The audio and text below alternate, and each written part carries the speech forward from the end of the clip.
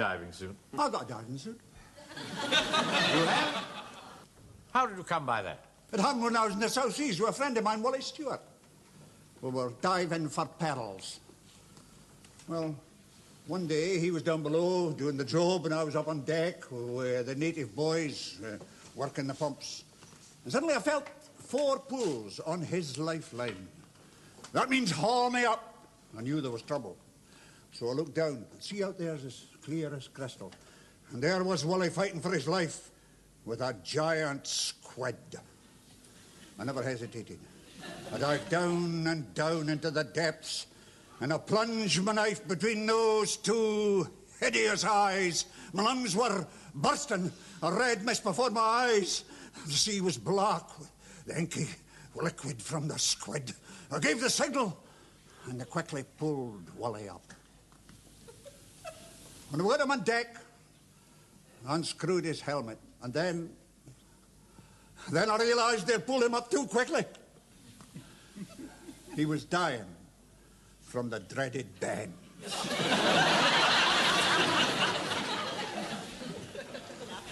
I cradled him in my arms, and he gazed up at me and said, "Joe, look after my poor old mother. See that she gets all my property." Well, all he had was his diving suit, and it was no use to her, so I gave her 10 bob and kept it. Every time after that, whenever I went down in that diving helmet, I could hear poor Wally's voice crying.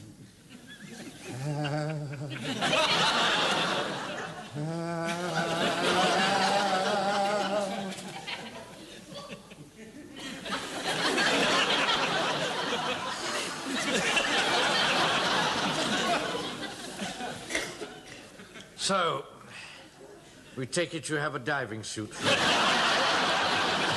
Did you lock and bar the door to the rock when he come up? No.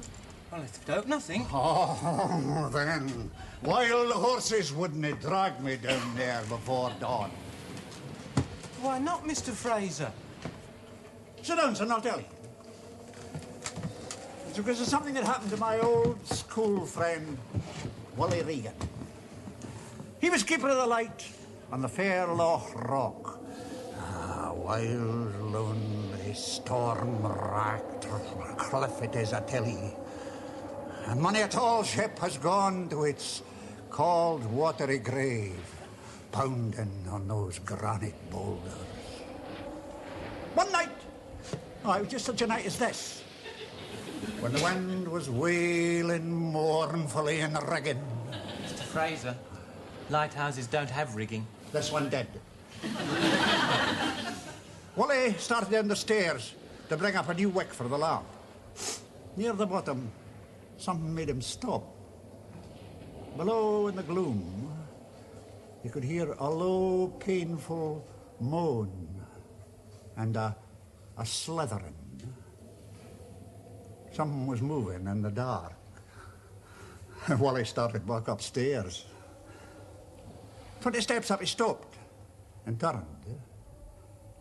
He could see nothing. But the dark was darker, and the moan was moaning louder, and the slithering was coming nearer and nearer and nearer. Wally didn't hesitate.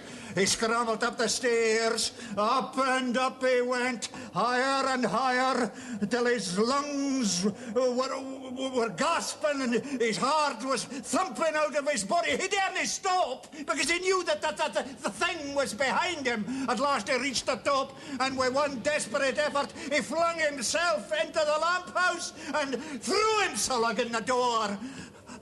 Holding his breath, he listened. There it was, unmistakable. The thing was on the other side, trying to get in, trying to get in. He can't get in. Please, quiet, the baby, and listen. What did someone mind opening the door? They thought Mr. Mannering had put a curse on him. A curse? How can he put a curse on anybody? I've seen it done, eh? When? Nigh on 50 years ago, when I was trading coral in the South Seas with a friend of mine. Was that the one that got eaten by a squid? No, son. It's a different friend. Jethro, his name was. One day, we were anchored off a wee island, about 20 miles west of Samoa. And Jethro told me that he'd heard that there was a ruined temple in the center of the island with a huge idol that had a ruby the size of a duck's egg set in its forehead. She was determined to get it. So as soon as it was dark, we rowed ashore, armed to the teeth, and set off through the jungle to find the temple. After about 2 hours hacking our way through the undergrowth, we came to a clearing. There was the temple, the ruined temple, covered with jungle creepers. The place was deserted. We crept inside, and there it was. A huge idol with a great ruby in its forehead. As the shafts of moonlight struck down through the holes in the roof, it burned like fire. Jethro gave a cry of triumph, jumped up on the idol, and hacked the ruby out of its forehead with his knife. All this time, I could feel eyes, horrible unseen eyes, staring at us. I could stand it no longer. I shouted, "Let's get out!" and we turned to go. And then we saw it. Barring our way in the doorway was the witch doctor. He gave a scream that turned my blood to ice.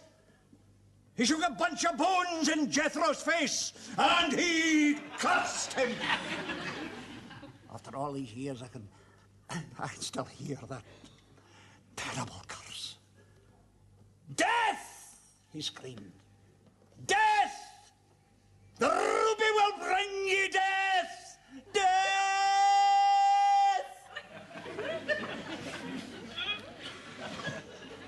Did the curse come true, Mr. Frazer?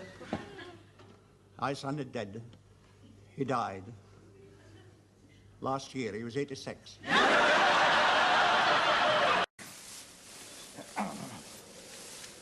Captain Mannering, did he ever hear the story of the old empty barn? No.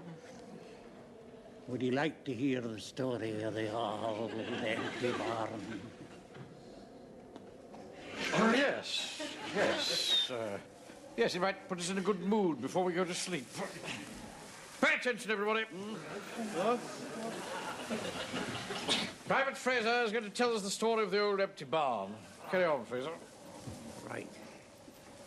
Well, the story of the old empty barn.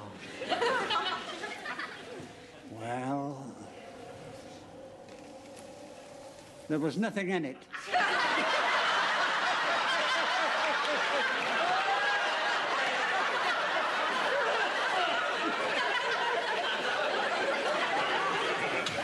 Did he ever say there was nothing in it? Oh, for God's sake, don't like.